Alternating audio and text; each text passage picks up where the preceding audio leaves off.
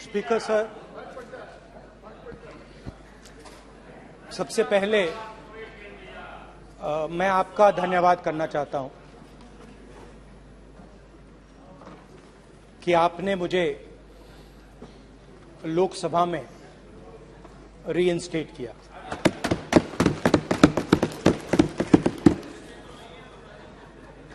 और पिछली बार जब मैं बोला तो शायद मैंने आपको थोड़ा कष्ट भी पहुंचाया, क्योंकि मैंने इतनी जोरों से अदानी जी पे फोकस किया कि जो आपके सीनियर नेता हैं शायद उनको थोड़ा कष्ट हुआ। तो वो जो उनको कष्ट हुआ,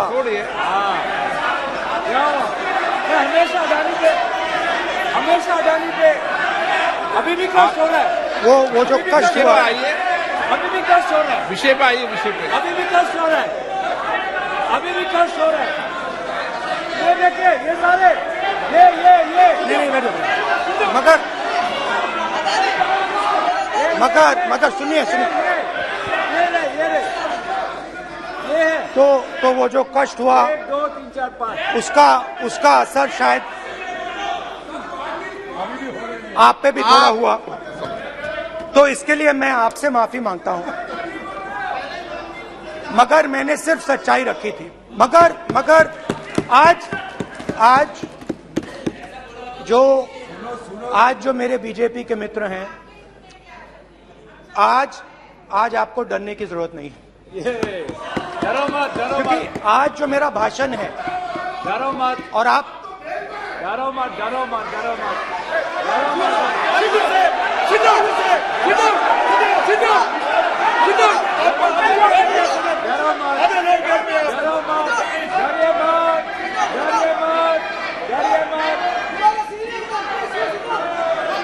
स्पीकर सर, अरे बैठे ब्रदर।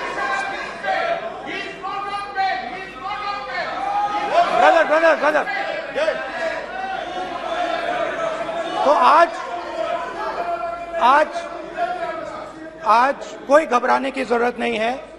आज मैं अपना भाषण, मेन जो भाषण है वो अदानी जी पे नहीं बोलने जा रहा हूं। आप छोड़िए, तो आप रिलैक्स कर सकते हैं, आप शांत रह सकते हैं, क्योंकि मेरा भाषण आज दूसरी डायरेक्शन में जा रहा है।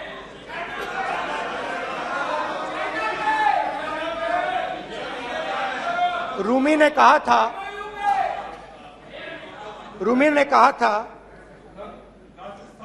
जो शब्द दिल से आते हैं वो शब्द दिल में जाते हैं। तो आज मैं दिमाग से नहीं बोलना चाह रहा हूं, मैं दिल से बोलना चाह रहा हूं।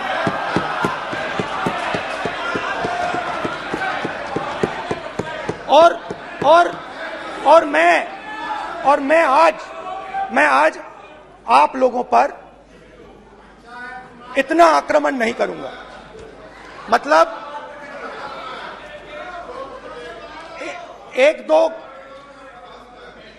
दो गोले जरूर मारूंगा, मगर इतना नहीं मारूंगा। तो आप रिलैक्स कर सकते हैं। डरिए मत।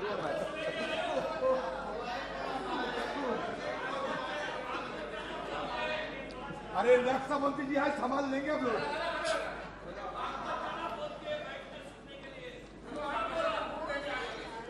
पिछले साल 130 दिन के लिए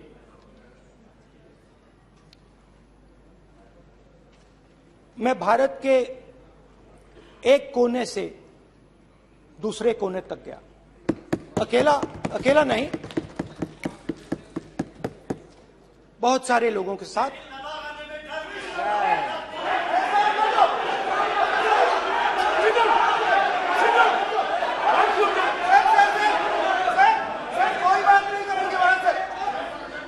सर, ये हमारा टाइम खत्म करने का साजिश है। प्रधानमंत्री बोलेंगे ऐसे ही होंगे सर। सारे समाज निकल जाए। समुद्र अधीर अधीर अधीर समुद्र के तट से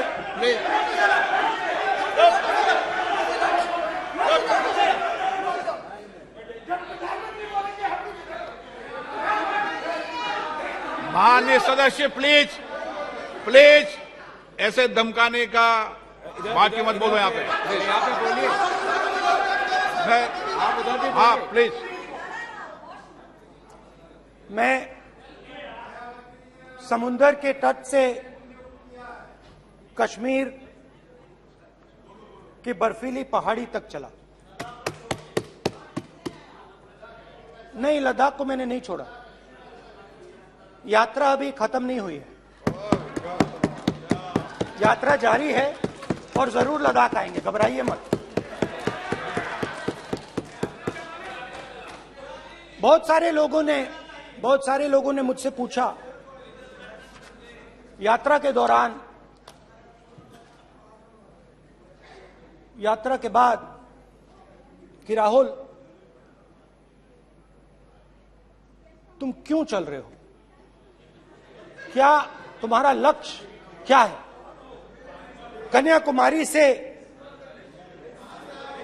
कन्याकुमारी से कश्मीर तक क्यों जा रहे हो।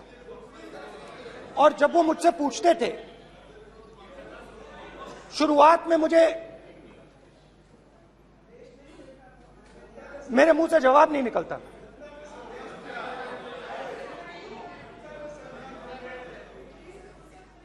शायद मुझे ही नहीं मालूम था कि मैंने ये यात्रा क्यों शुरू की। जब मैं कन्याकुमारी से शुरू हुआ, मैं सोच रहा था मैं हिंदुस्तान को देखना चाहता हूं, समझना चाहता हूं, लोगों के बीच में जाना चाहता हूं, मगर गहराई से मुझे मालूम नहीं था।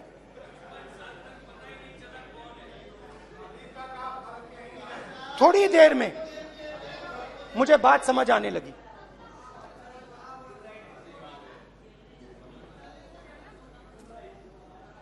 जिस चीज से मुझे प्यार था, जिस चीज के लिए मैं मरने को तैयार हूं, जिस चीज के लिए मैं मोदी जी की जेलों में जाने को तैयार हूं, जिस चीज के लिए मैंने 10 साल हर रोज गाली खाई, उस चीज को मैं समझना चाहता था। ये है क्या जिसने मेरे दिल को इतनी। भाई आप रनिंग कमेंट्री बंद करो, नहीं तो हम भी चालू करेंगे। सुनने का आप धैर्य रखो। जिस चीज ने मेरे दिल को इतनी मजबूती से पकड़ रखा था, उसको मैं समझना चाहता। शुरुआत में जैसे मैंने शुरू किया, सालों से मैं हर रोज 8-10 किलोमीटर दौड़ता हूं, तो मेरे दिमाग में था कि अगर मैं 10 किलोमीटर दौड़ सकता हूं तो 25 किलोमीटर चलने का क्या मतलब, कोई बड़ी बात नहीं। ये मैंने सोचा था। आज मैं उस भावना को देखूं तो वो अहंकार था कि मैं ये कर सकता हूं, ये कुछ नहीं है। तो मेरे दिल में उस समय अहंकार था।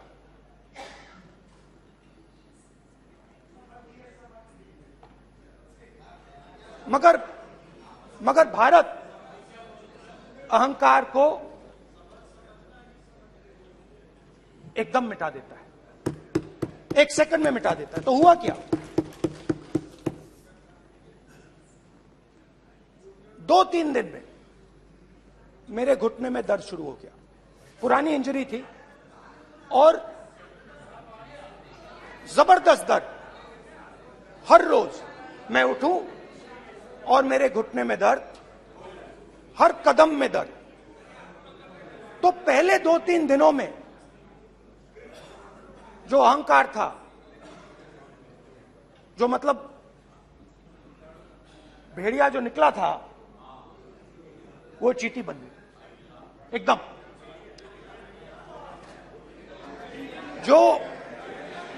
जो हिंदुस्तान को अहंकार से देखने निकला था, वो पूरा का पूरा अहंकार गायब हो गया। और रोज मैं डर डर के चलूं कि क्या मैं कल चल पाऊंगा। ये मेरे दिल में डर था। और जब भी ये डर बढ़ता था, कहीं ना कहीं से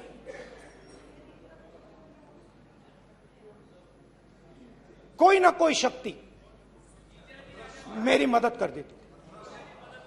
एक दिन मैं सह नहीं पा रहा था, एक छोटी सी लड़की आती है, मुझे चिट्ठी दे देती। मैंने चिट्ठी खोली, 8 साल की थी, उसमें लिखा था, Rahul, I am walking with you, don't worry. उसने मेरे पैर में चोट देखी और उसने अपनी शक्ति मुझे दे दी। सिर्फ उसने नहीं,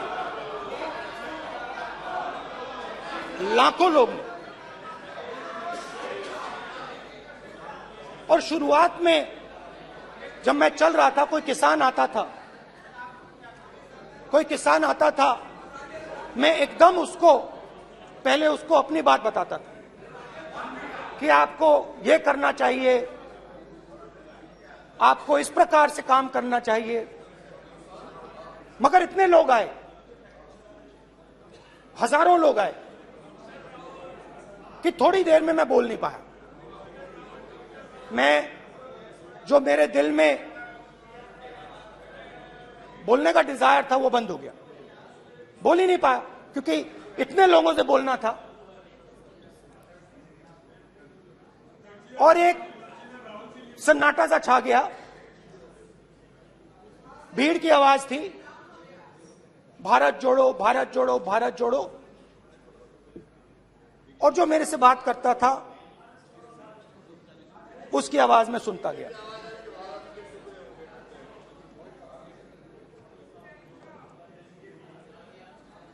हर रोज सुबह 6 बजे से रात 7-8 बजे तक आम आदमी, गरीब, अमीर, बिजनेसमैन, किसान, मजदूर, सबकी आवाज।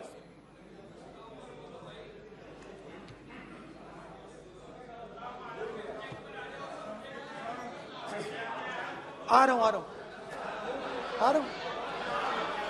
आप कल से रुके, अब थोड़ा और रुक लो, 5-10 मिनट रुक जाओ।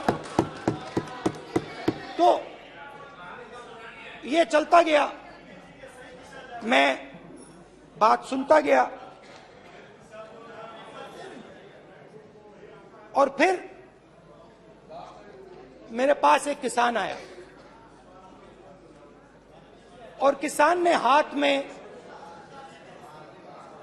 रुई पकड़ी हुई थी, और उसने मुझे कहा, अध्यक्ष महोदय,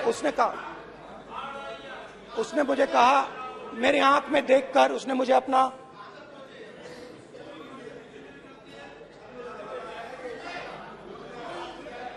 वो रुई का बंडल दिया, और उसने कहा, राहुल जी,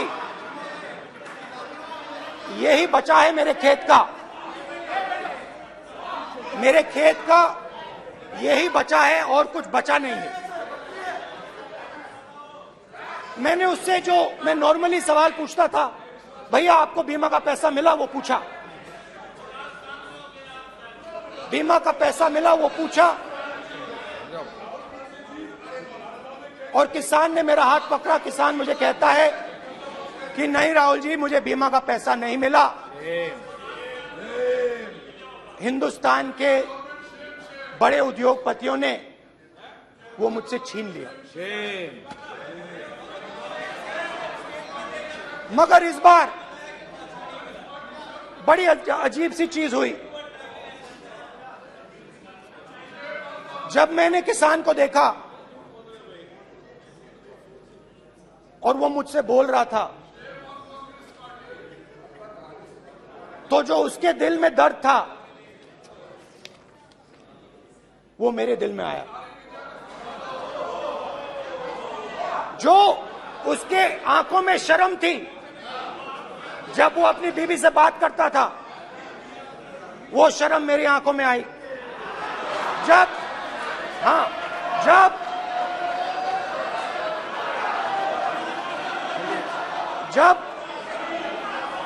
उसकी जो भूख थी वो मुझे समझ आई। और उसके बाद यात्रा बिल्कुल बदल गई। मुझे भीड़ की आवाज नहीं सुनाई देती थी, मुझे सिर्फ उस व्यक्ति की आवाज सुनाई देती थी जो मेरे साथ बात कर रहा था। उसका दर्द, उसकी चोट, उसका दुख, मेरा दुख, मेरी चोट, मेरा दर्द बन गया। समझने की कोशिश करो।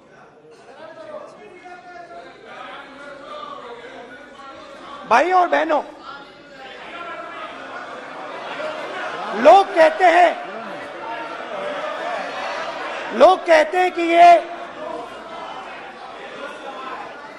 देश है, कोई कहता है ये अलग अलग भाषाएं हैं, कोई कहता है ये जमीन है, मिट्टी है, कोई कहता है ये धर्म है, ये सोना है, ये चांदी है।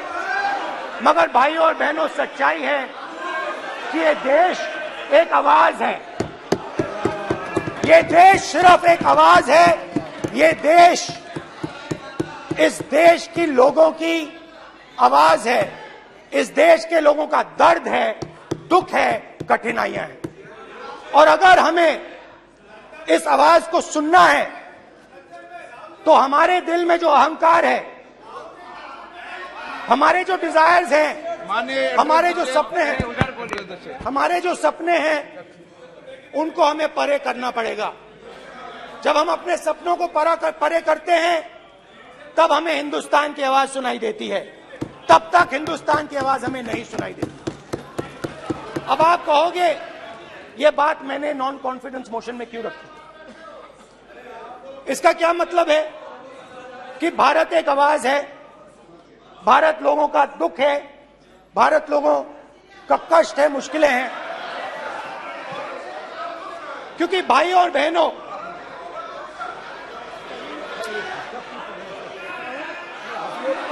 अध्यक्ष महोदय, अब पूरा सूद समेत जवाब तुमको मिलेगा, पूरा सूद समेत जवाब देंगे सर। फिर आप हमें मत रोकेगा सर। अध्यक्ष महोदय, फिर आप हमें मत रोकेगा सर।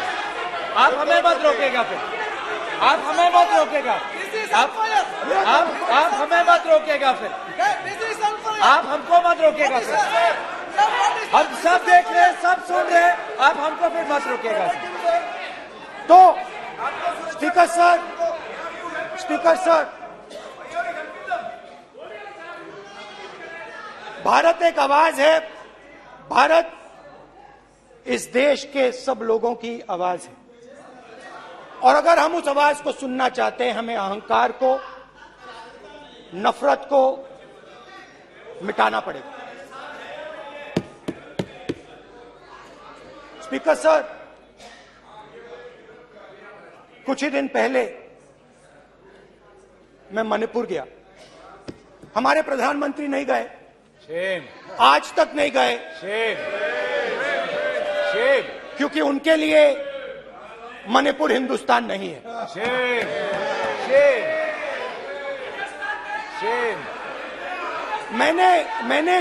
मैंने मणिपुर शब्द प्रयोग किया, मगर आज की सच्चाई यह है कि मणिपुर नहीं बचा है। मणिपुर को आपने दो भाग में कर दिया है। मणिपुर को आपने बांट दिया है, तोड़ दिया है। मैं मणिपुर में रिलीफ कैंप्स में गया। रिलीफ कैंप में आज जा रहा हूं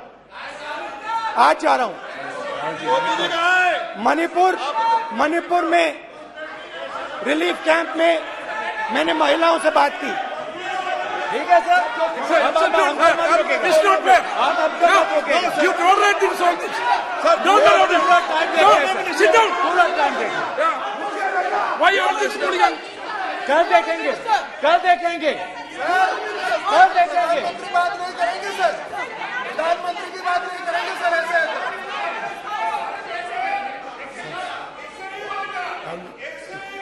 सूद समय मैं जवाब मणिपुर गया और मणिपुर के कैंप्स में मैंने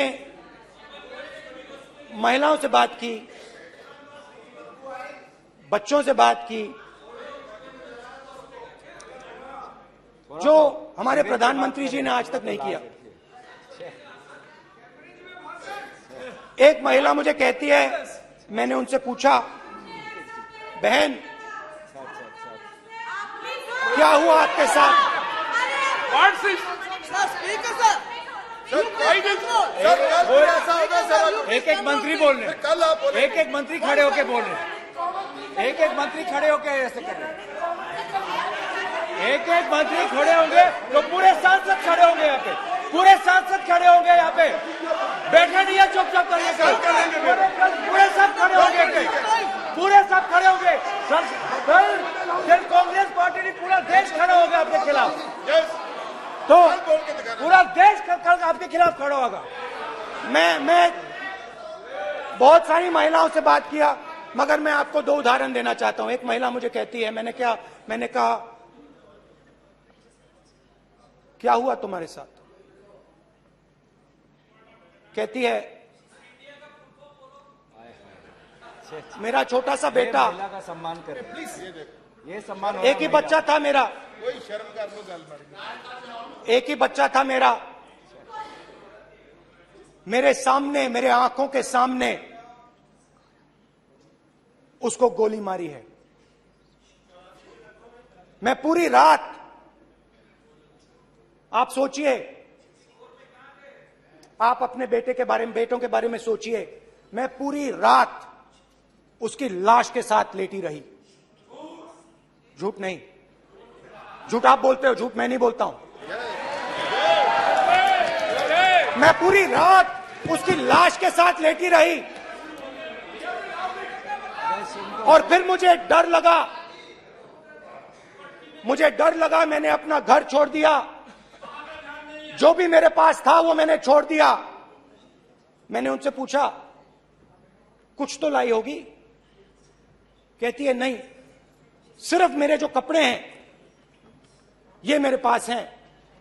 और फिर इधर उधर ढूंढती है और एक फोटो निकालती है और मुझे कहती है, यही मेरे पास अब बची है।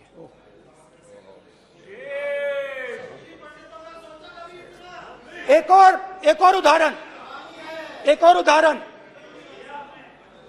दूसरे कैंप में मैं, एक महिला मेरे सामने आती है, मैं उससे पूछता हूं, तुम्हारे साथ क्या हुआ? क्या हुआ तुम्हारे साथ? और जैसे ही मैंने ये सवाल पूछा,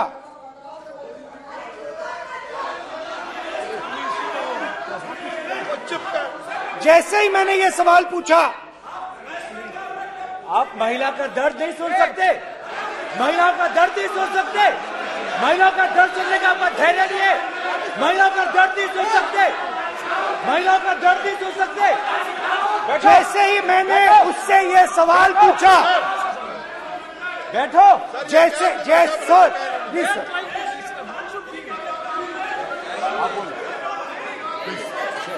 शर्म करिए। जैसे ही मैंने उससे सवाल पूछा, तुम्हारे साथ क्या हुआ, शर्म नहीं है तेरे को? वैसे ही एक सेकंड में वो कांपने लगी। उसने अपने दिमाग में वो दृश्य देखा और वो बेहोश हो गई। मेरे सामने कांपती हुई बेहोश हो गई। तो ये मैंने आपको सिर्फ 2 उदाहरण दिए हैं।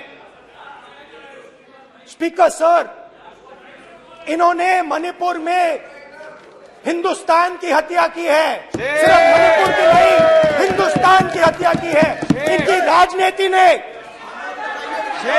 मणिपुर को नहीं, हिंदुस्तान को मणिपुर में मारा है। हिंदुस्तान को कत्ल किया है, हिंदुस्तान का मर्डर किया है मणिपुर में। जैसे मैंने भाषण के शुरुआत में बोला, भारत एक आवाज है, भारत हमारी जनता की आवाज है, दिल की आवाज है। उस आवाज की हत्या आपने मणिपुर में की। इसका मतलब भारत माता की हत्या आपने मणिपुर में की।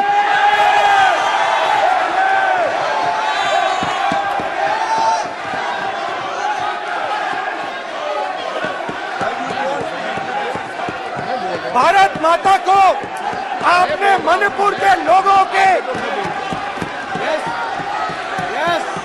मारा, आपने मणिपुर के लोगों को मारकर भारत की हत्या की है।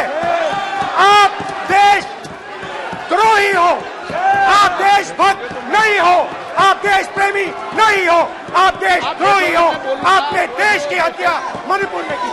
प्लीज प्लीज एक मिनट, प्लीज प्लीज बैठिए, प्लीज प्लीज बैठिए।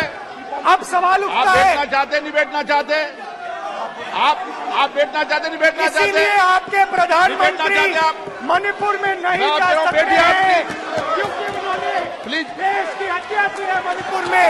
मणिपुर में हिंदुस्तान की हत्या की है, भारत माता की हत्या की है। मणिपुर में, मणिपुर के लोगों के दिल में। प्लीज एक मिनट बैठिए आप, एक तो मिनट सवाल बैठिए। उठता है, एक मिनट बैठिए, एक मिनट। आप भी विराजे, आप भी विराजे, आप भी विराजो, आप भी विराजो। आप बैठिए सही, नहीं बैठिए रहने दो आप, चलो आप बैठिए, बैठिए आप, प्लीज बैठिए आप, प्लीज। आप बोल रहे फिर आप भारत माता के रखवाले नहीं एक हो, मिनट, माननीय आप भारत माता के हत्यारे हो। प्लीज माननीय सदस्य, प्लीज प्लीज माननीय सदस्य, please please please please please. देखिए माननीय सदस्यगण, प्लीज प्लीज। माननीय सदस्यगण, भारत मां हमारी मां है, हमें सदन में बोलते समय संयम बरतना चाहिए। मेरा अपनी मां की हत्या की बात कर रहा हूं, मैं मणिपुर में अपनी मां की हत्या की बात कर रहा हूं, मैं आदर से बोल रहा हूं। आपने मेरी मां की हत्या की मणिपुर में। एक मेरी मां यहां बैठी है, दूसरी मां को आपने मणिपुर में मारा है।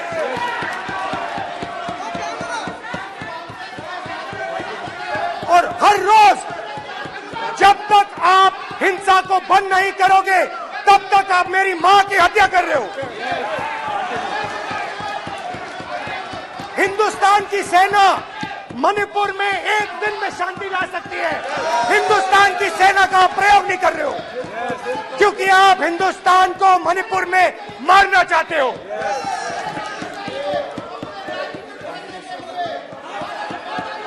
तो अगर नरेंद्र मोदी जी हिंदुस्तान की आवाज नहीं सुनते हैं, अगर हिंदुस्तान के दिल की आवाज नहीं सुनते हैं, तो किसकी आवाज सुनते हैं? दो लोगों की आवाज सुनते हैं। इसकी आवाज सुनते हैं, इसकी आवाज सुनते हैं, माननीय सदस्य, और इसलिए सुनते हैं। नो ये गलत तरीका माननीय सदस्य, देख लीजिए गलत तरीका है। अडानी जी के लिए मोदी जी ने क्या काम किया है, देख लीजिए। ये पहले आपको और ये बाद में। गलत तरीका आपका, माननीय सदस्य आपका गलत तरीका है। आप सीनियर सदस्य हैं, आप इस तरीके का व्यवहार सदन में मत करिए। आप बात करिए, लेकिन इस तरीके से पोस्टर लाना ये उचित नहीं है किसी तरीके से। रावण दो लोगों की सुनता था। रावण दो लोगों की सुनता था, मेघनाथ और कुंभकर्ण।